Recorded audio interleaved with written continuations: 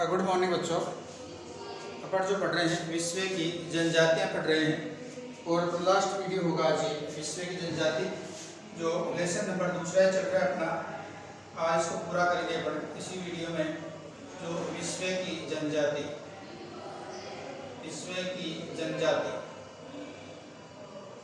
तो विश्व की जो जनजाति है उसमें अपने गोंड जनजाति पढ़ रहे हैं अपन। गोंड जनजाति तो गोंड जनजाति है, इसका निवास क्षेत्र सब आज अपन जो पढ़ेंगे इसका गोंड जनजाति की समाज व संस्कृति।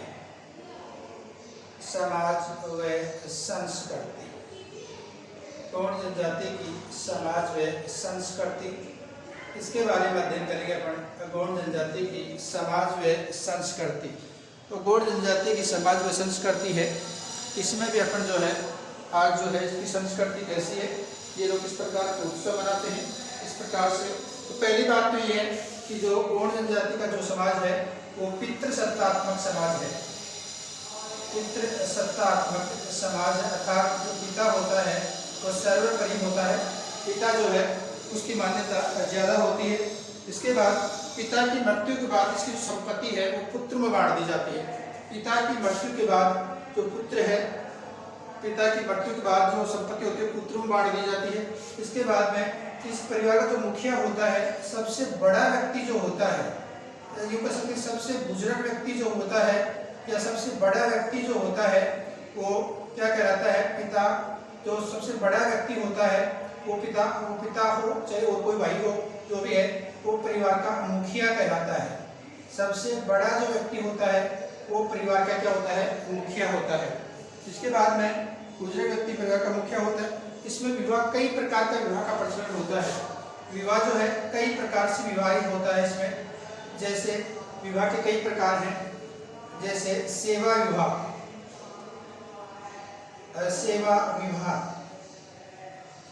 इसके बाद में हरण विवाह, यानी अपहरण जो है हरण विवाह होता है इसमें। इसके बाद में इसमें जो विनिमय विवाह होता है, अदला जो बदली होती है, विनिमय विवाह होता है इसमें। जो इस प्रकार से कई विवाह इसमें पाए जाते हैं, अर्थात विवाह के अलग अलग प्रचलन है। इसके अतिरिक्त इसमें विधवा विवाह का प्रचलन भी है। जो विधवा विवाह है, विधवा विवाह का प्रचलन भी है। तो इस प्रकार से जो समाज में संस्कृति देखते हैं, पितृसत्तात्मक समाज होता है। इसमें जो पिता है या जो पिता की मृत्यु के बाद पुत्र क्या करते हैं, संपत्ति को बांट लेते हैं। गोंड जनजाति के प्रकार के विवाह पाए जाते हैं। ये जो विवाह का जो समारोह करते हैं, जहाँ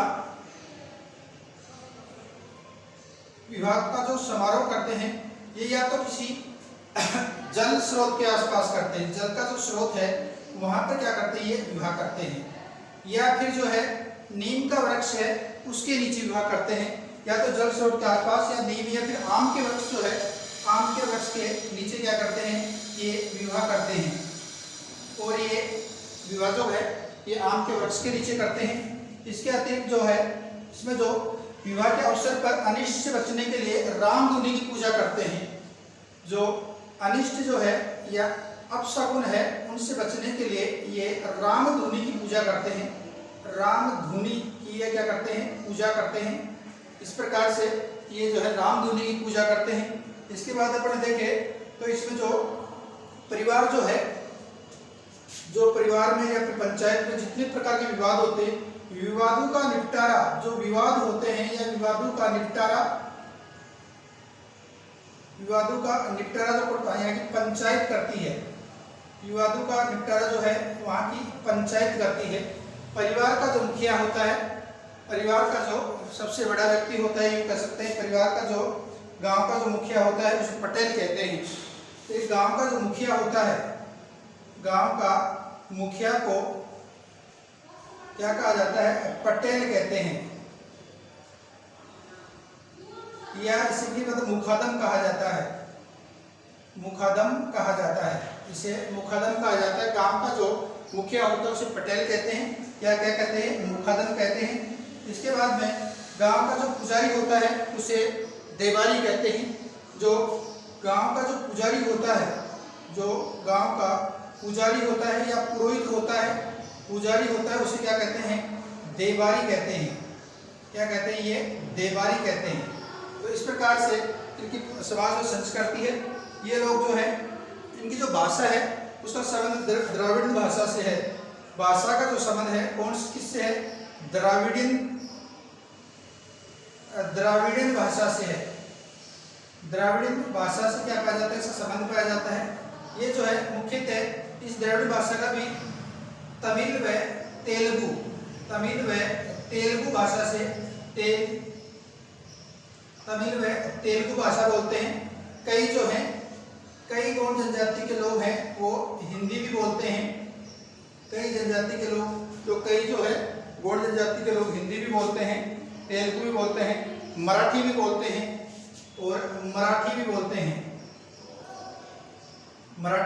इस प्रकार से ये भाषा बोलते हैं। तो एक ही बात को फिर से समझेंगे। कितना एक बार लिखिए अपन, जो समाज व संस्कृति है, गौड़ जनजाति के अपन समाज व संस्कृति पढ़ रहे हैं। अपन मूल पॉइंट अपना जो है, मुख्य जो पॉइंट है वो समाज व संस्कृति है। तो समाज व संस्कृति में अपन देखें तो जो ये समाज है ये पितृसत्तात्मक समाज पाया जाता है। गौड़ जनजाति का समाज कहता है पितृसत्तात्मक समाज होता है। पिता की मृत्यु के बाद जो संपत्ति होती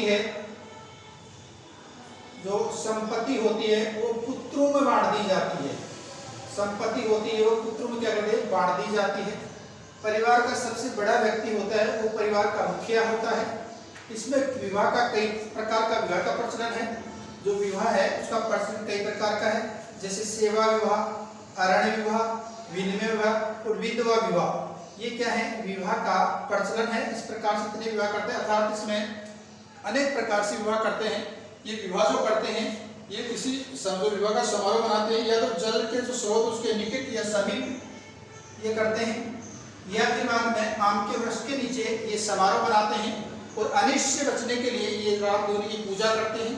विवादों का निपटारा पंचायत द्वारा किया जाता है। गांव का मुखिया पटेल या मुखादम कहलाता है। गांव का पुजारी को ये देवारी कहते हैं।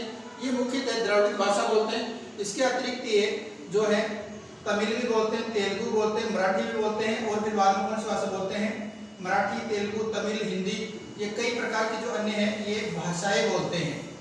ये जो है समाज में संस्कृति। इसके अतिरिक्त और भी इसके बारे में देखेंगे, लेकिन भाई इतना लिखते हैं। और जो है ये जो है इनमें साक्षरता सबसे कम पाई जाती है। इसमें जो साक्षरता है, इस जनजाति में साक्षरता सबसे निम्न पाई जाती है। साक्षरता जो दर है वो सबसे निम्न पाई जाती है। तो इस प्रकार से अपन ने जो है ये समाज में संस्कृति के बारे में लिखेंगे। एक एक बात को जो है लिखेंगे, अपनी एक बात आराम से लिखेंगे, नोट्स टाइप में लिखेंगे। और कोई बात समझ में नहीं आती है तो जैसे स्कूल संचालित होगी उन्हें आपको समझा दिया जाएगा। किसी प्रकार से घबराने की कोई जरूरत नहीं है। तो पहले अपन लिखेंगे समाज में संस्कृति, डालो गौड़ जनजाति, उसकी क्या है? समाज में संस्कृति। समाज में संस्कृति डालो समाज में संस्कृति। समाज में संस्कृति इसमें लिखो। गौड़ एक पितृसत्तात्मक समाज है। गौड़ एक पितरात्मक समाज है। गौड़ एक पितरात्मक समाज है। गौड़ एक पितृसत्तात्मक समाज है। बोर्ड पर देख लो, गौड़ एक पितृसत्तात्मक समाज है। पितृसत्तात्मक समाज है। आगे देखो, परिवार का सबसे बड़ा व्यक्ति, परिवार का सबसे बड़ा व्यक्ति परिवार का मुखिया होता है। परिवार का सबसे बड़ा व्यक्ति परिवार का मुखिया होता है। परिवार का सबसे बड़ा व्यक्ति परिवार का मुखिया होता है। परिवार का सबसे बड़ा व्यक्ति परिवार का मुखिया होता है। पिता की मृत्यु के बाद पिता की मृत्यु के बाद संपत्ति पुत्रों में बांट दी जाती है। पिता की मृत्यु के बाद संपत्ति पुत्रों में बांट दी जाती है। पिता की मृत्यु के बाद संपत्ति पुत्रों में बांट दी जाती है। पिता की मृत्यु के बाद संपत्ति पुत्रों में बांट दी जाती है। पिता की मृत्यु के बाद संपत्ति पुत्रों में बांट दी जाती है। आगे तो इस जनजाति में विवाह कई प्रकार से होता है। इस जनजाति में विवाह या शादी कई प्रकार से इस जनजाति में विवाह कई प्रकार से होता है। इस जनजाति में विवाह कई प्रकार से होता है। इस जनजाति में विवाह कई प्रकार से होता है, जैसे सेवा विवाह,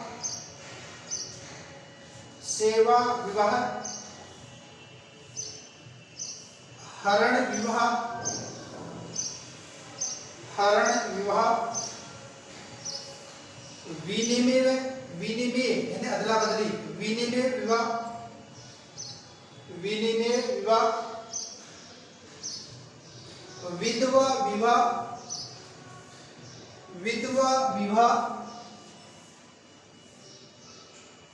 विधवा विवाह आदि का प्रचलन है।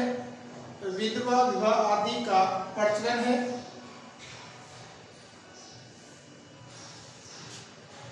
विधवा विवाह आदि का प्रचलन है। यह लोग विवाह समारोह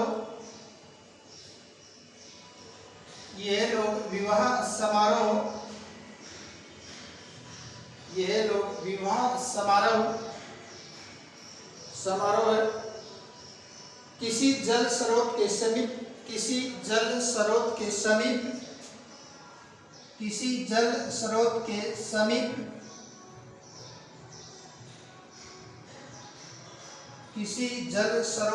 समीप या आम के वृक्ष के नीचे विवाह करते हैं। आम के वृक्ष के नीचे विवाह करते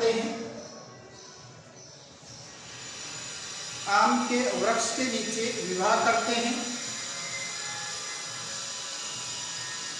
आम के वृक्ष के नीचे विवाह करते हैं। ये लोग अनिष्ट से बचने के लिए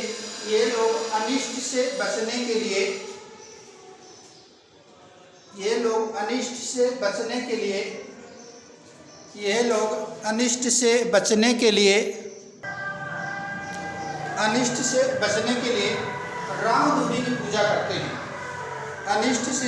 के लिए रामधुनी की पूजा करते हैं। ये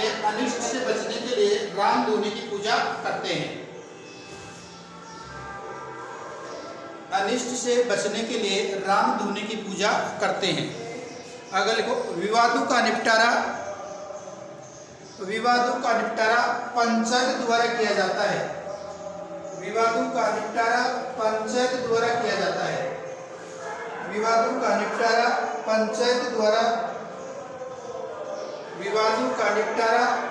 द्वारा किया जाता है। विवादों का निपटारा पंचायत द्वारा किया जाता है। अगले को गांव के मुखिया को पटेल या मुखादम कहा जाता है। गांव के मुखिया को पटेल या मुखादम कहा जाता है।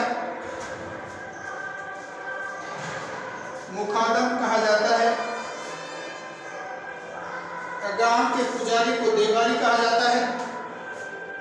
गांव के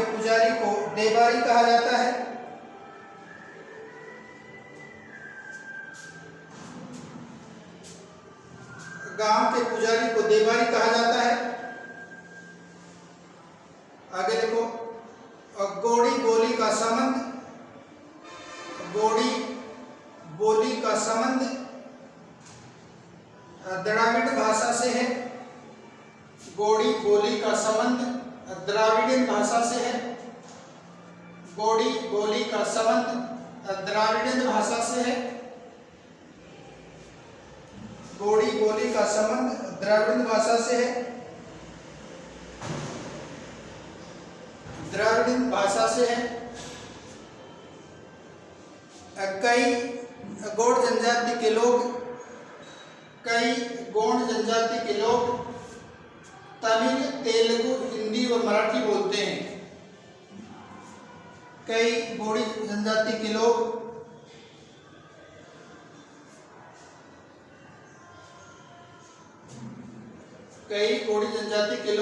तमिल, तेलुगु, हिंदी और मराठी बोलते हैं। तमिल, तेलुगु, हिंदी व मराठी बोलते हैं। आगे लिखो। इनकी साक्षरता दर सबसे निम्न रहती है। इनकी साक्षरता दर सबसे निम्न रहती है। इनकी साक्षरता दर सबसे निम्न रहती है। इनकी साक्षरता दर सबसे निम्न रहती है। इनकी साक्षरता दर सबसे निम्न रहती है तथा महिला साक्षरता सबसे निम्न है। तथा महिला साक्षरता सबसे निम्न है।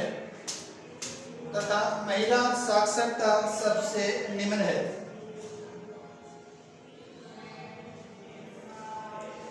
महिला साक्षरता सबसे निम्न है। तो ये लिखे अपन ने इनकी जो समाज व संस्कृति के बारे में कुछ बातें और हैं वो भी लिखेंगे अपन समाज व संस्कृति के बारे में। तो पैराग्राफ चेंज करके लिखने होंगे आपको। ये क्या करते हैं? उत्सव मनाते हैं। उत्सव व पर्व के समय पर नृत्य करते हैं व गीत गाते हैं। नृत्य करते हैं और गीत गाते हैं और आनंद लेते हैं। नृत्य करते हैं, गीत गाते हैं और आनंद लेते हैं। ये पूर्णिमा के चांद के, पूर्णिमा की जो चांदनी की रात, पूर्णिमा है, पूर्णिमा की चांदनी जब खिलती है तो ये लोग इकट्ठे होते हैं। पूर्णिमा की चांदनी की रात ये लोग इकट्ठे होते हैं और गाने गाते हैं और नाचते हैं। गाने गाते हैं और नाचते हैं। गाने गाते हैं और नाचते हैं।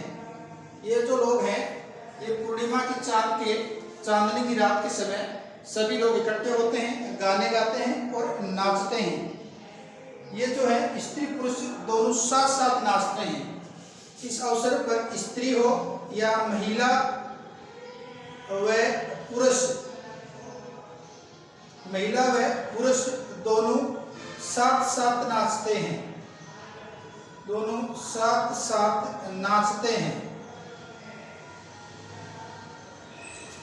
दोनों साथ साथ नाचते हैं। और जो इनका जो कथा सुनाने वाला है धूलिया गोडू का गायक होता है। धूलिया जो है, धूलिया तो गौड़ जनजाति का क्या होता है? गायक होता है, जो उन्हें उनकी कथा सुनाता है, उन्हें कथा सुनाता है। तो एक बार लिखेंगे आप इनको, पैराग्राफ चेंज करके लिखेंगे। गौड़ जनजाति के लोग, गौड़ जनजाति के लोग, गौड़ जनजाति के लोग, गौड़ जनजाति के लोग उत्सव व पर्व के अवसर पर, उत्सव व पर्व के अवसर पर, गौड़ जनजाति के लोग उत्सव व पर्व के अवसर पर नृत्य व गीत गाते हैं। नृत्य व गीत गाते हैं। नृत्य व गीत गाते हैं। गौड़ जनजाति के लोग उत्सव व पर्व के अवसर पर नृत्य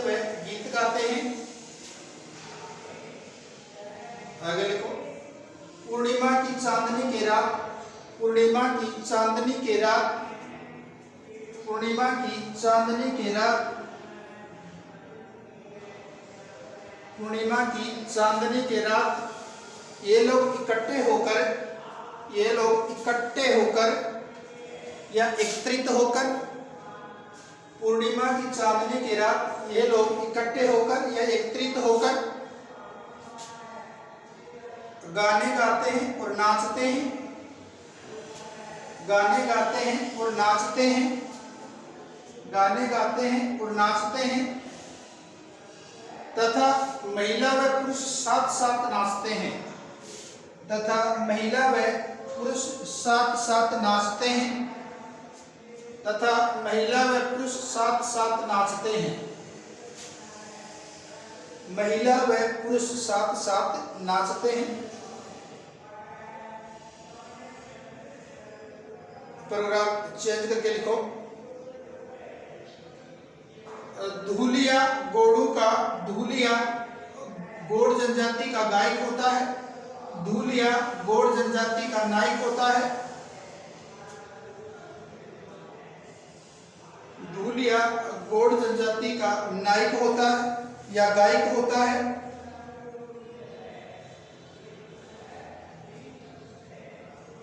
धूलिया गोड जनजाति का गायक होता है जो प्रधान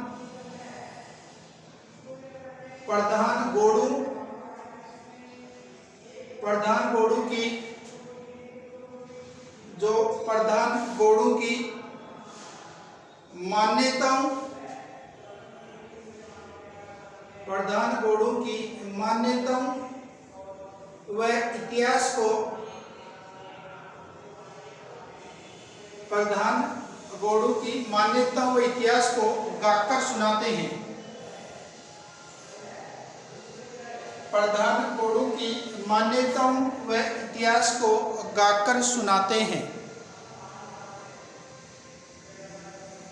मान्यताओं व इतिहास को गाकर सुनाते हैं, गाकर सुनाते हैं। प्रधान की कथा अनुसार, आगे लिखो, प्रधान की कथा अनुसार, प्रधान की कथा अनुसार, प्रधान की कथा अनुसार, प्रधान की कथा अनुसार, देखो कहानी सुनाता हूँ आपको, क्या कथा क्या है, यहाँ तक आपने लिख लिया। प्रधान की कथा के अनुसार क्या होता है, प्रधान की कथा के अनुसार क्या होता है, या जो गायक होता है क्या कहते हैं कि जब गोड जनजाति, जो गोड है, गोड जो है, गोंड जो है, इनके भगवान ने जब जन्म लिया, इनके भगवान ने जब, इनके जो भगवान है, भगवान ने जन्म लिया तो इसकी मां ने इसे बेसहारा छोड़ दिया।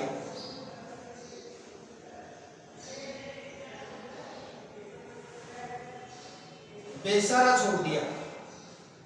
जो कहना क्या है कि जब भगवान, जो गोड जनजाति की जो भगवान है, उसने जन्म लिया तो उसकी मां ने क्या कर दिया, बेसहारा छोड़ दिया।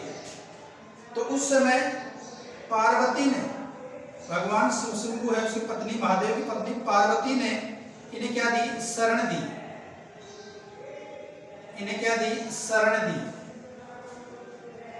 शरण दी। लेकिन महादेव ने क्या कर दिया, भगवान जो महादेव है, महादेव ने इन्हें गुफा में बंद कर दिया,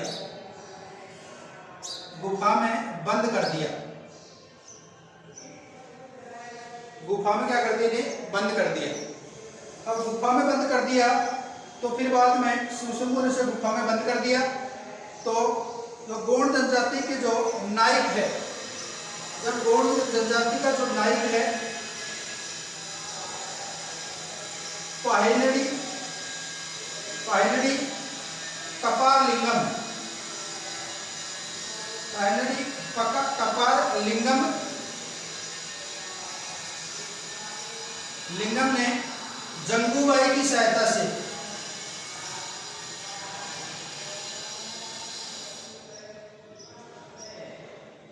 जंगूबाई की सहायता से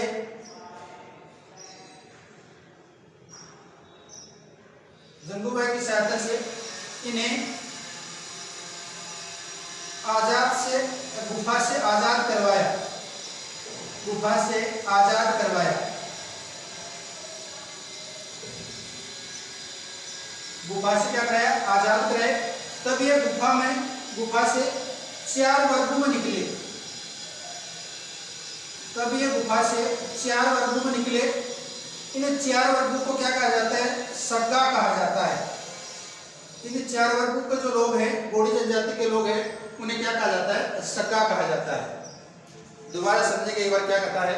कथा अनुसार प्रधान जो गोंड है उसकी कथा के अनुसार क्या होता है, देखो कि गोंड जो है उसके भगवान ने जन्म लिया। गोंड के भगवान ने क्या लिया, गोंड जनजाति का जो भगवान है उसने जन्म लिया, तो उसकी माँ ने उसे बेसहारा छोड़ दिया, उसकी माँ ने उसे बेसहारा छोड़ दिया।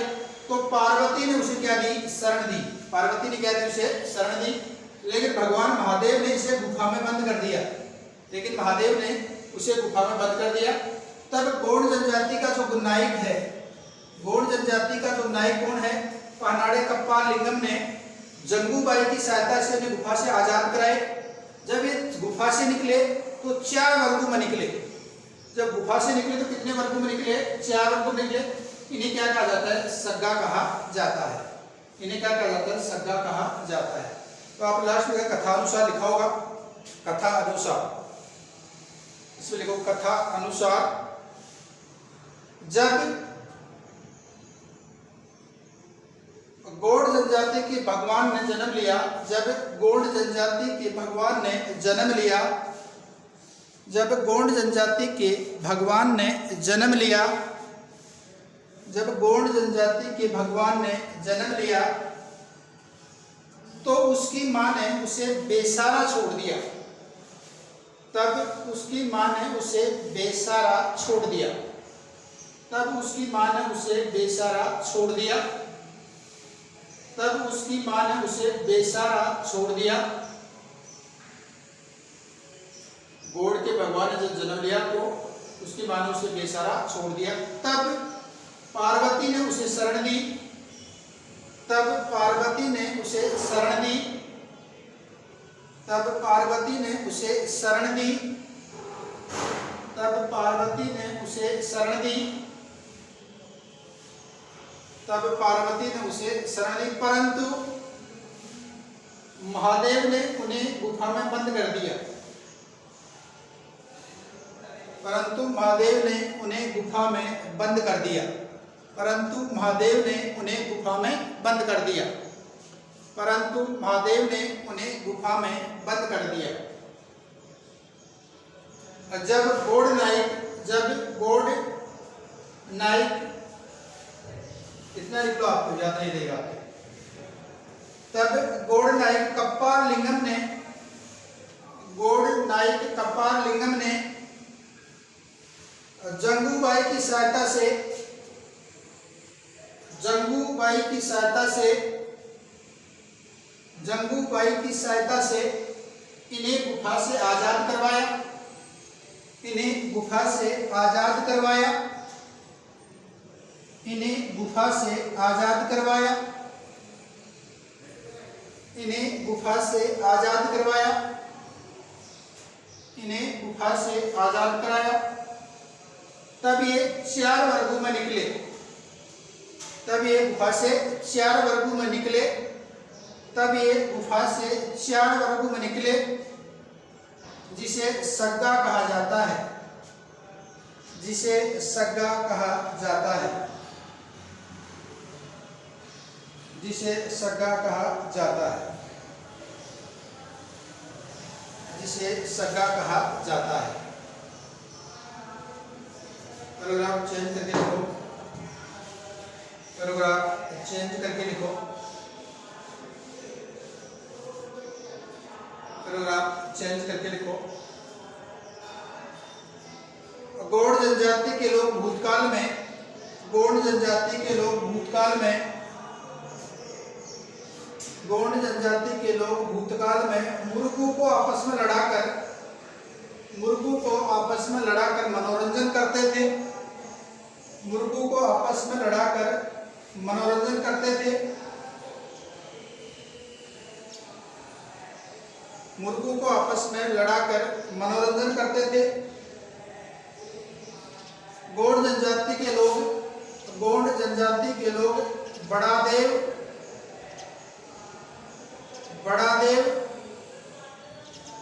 महादेव, गौड़ जनजाति के लोग बड़ादेव, महादेव,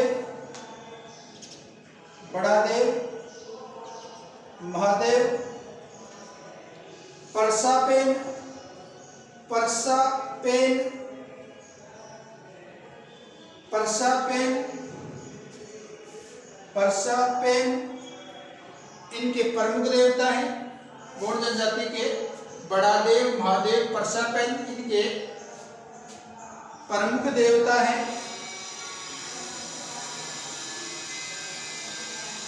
तथा ये लोग शीतला माता व छोटी माता, शीतला माता व छोटी माता की पूजा करते हैं। शीतला माता व छोटी माता की पूजा करते हैं। शीतला माता व छोटी माता की पूजा करते हैं।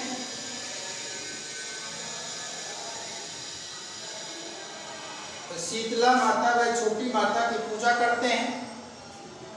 यह देवी देवताओं को प्रसन्न करने के लिए, यह देवी देवताओं को प्रसन्न करने के लिए,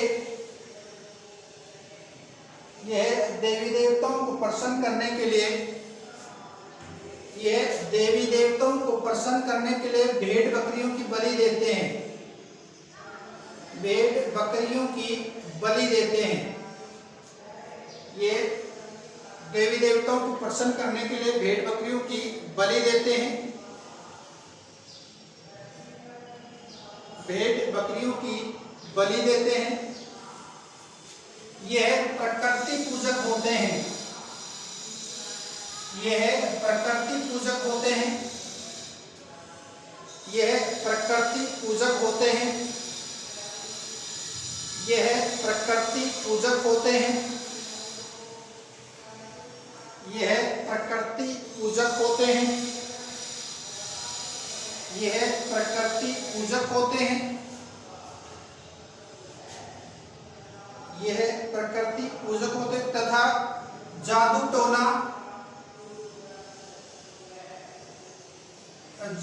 टोना में विश्वास रखते हैं। तथा जादू टोना में विश्वास रखते हैं।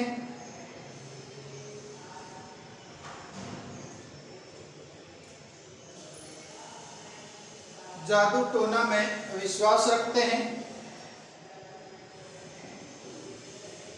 यह मर्त शरीर को जलाते व दफनाते हैं। यह मर्त शरीर को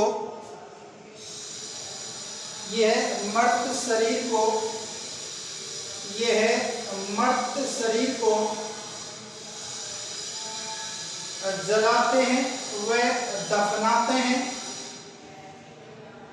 मर्त शरीर को जलाते व दफनाते हैं।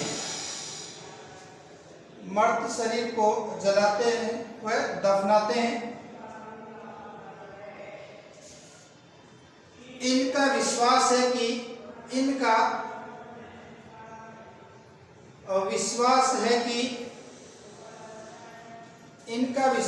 कि आत्मा अजर अमर होती है। अजर अमर होती है।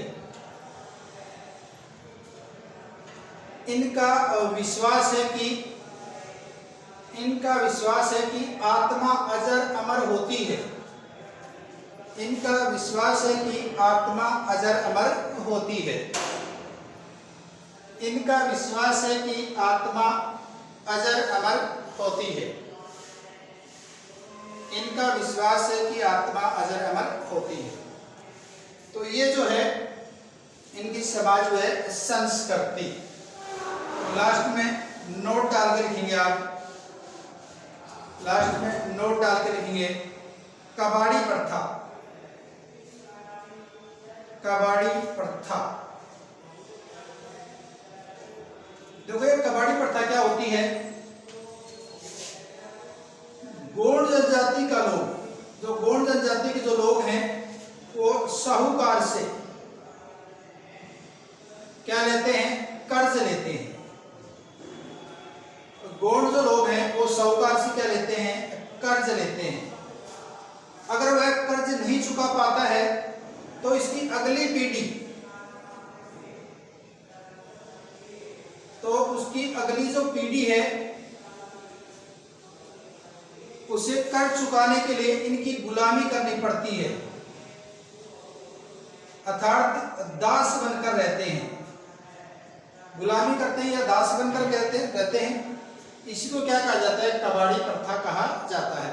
तो कबाड़ी प्रथा का प्रचलन कौन जनजाति में है, गोंड जनजाति में है। क्या कबाड़ी प्रथा कि गोंड जनजाति का लोग जब साहूकार से कर्ज लेते हैं और वो कर्ज नहीं चुका पाते हैं तो आने वाली अगली पीढ़ी को साहूकार की क्या रहना पड़ता है, गुलामी करनी पड़ती है या दास लेना पड़ता है, जब तक कर्ज चुका नहीं पाते हैं, जब तक ये दास बने रहते हैं। इसे कहते हैं कबाड़ी प्रथा। तो कबाड़ी प्रथा क्या है, मैं आपसे बता देता हूँ कि गोंड जनजाति के लोग साहूकार से कर्ज लेते हैं, जब ये कर्ज नहीं चुका पाते हैं तो इसकी आने वाली अगली पीढ़ी को, जब तक अगली पीढ़ी कर्ज नहीं चुका पाती है तब तक ये साहूकार की क्या करती है, गुलामी करते हैं या दास बने रहते हैं। इसे कहते हैं कबाड़ी प्रथा, इसे कहते हैं कबाड़ी प्रथा।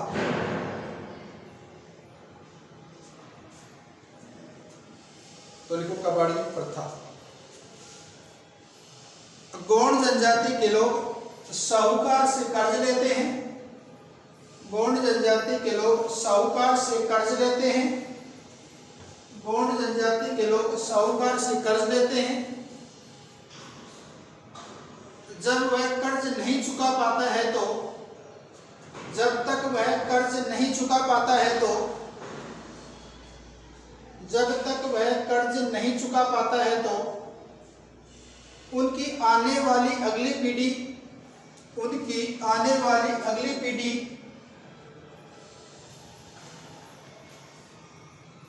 उनकी आने वाली अगली पीढ़ी साहूकारों की गुलामी करती है, साहूकारों की गुलामी करती है, साहूकारों की गुलामी करती है। आने वाली पीढ़ी साहूकारों की गुलामी करती है, आने वाली पीढ़ी साहूकारों की गुलामी करती है। इसे ही कबाड़ी प्रथा कहते हैं, इसे ही कबाड़ी प्रथा कहते हैं। इसे क्या कहते हैं, कबाड़ी प्रथा कहते हैं। तो इस प्रकार से अपना ये 2 अंक का एक लेसन था। 2 नंबर का प्रश्न यहाँ से पूछा जाता है एग्जाम में। और ये जनजाति पर ने एस्किमो जनजाति पढ़ी, बुशमैन जनजाति पढ़ी, गोंड जनजाति पढ़ी और भील जनजाति पढ़ी। इस प्रकार से अपना लेसन है कंप्लीट हो चुका है। तो अगला जो लेसन होगा वो विश्व की जनसंख्या से संबंधित होगा। मैं बार बार आपको कह रहा हूँ, आप घर बैठे इनको आसानी से अच्छी तरह से वीडियो को बार बार देखें और सही, अगर जल्दबाजी में जल्दी हो रही तो आप कमेंट करके मेरे को बता सकते हैं, बार बार कहता हूँ। और इनके नोट्स बनाना होगा आपको जरूर। कितनी मेहनत से आपको पता है 10-15 दिन एक चैप्टर में लग गए। और अगला जो चैप्टर होगा वो होगा विश्व की जनसंख्या, वितरण, घनत्व और वृद्धि। जब तक के लिए आप इस वीडियो को देखते रहना और अपना अगला वीडियो का इंतजार करना।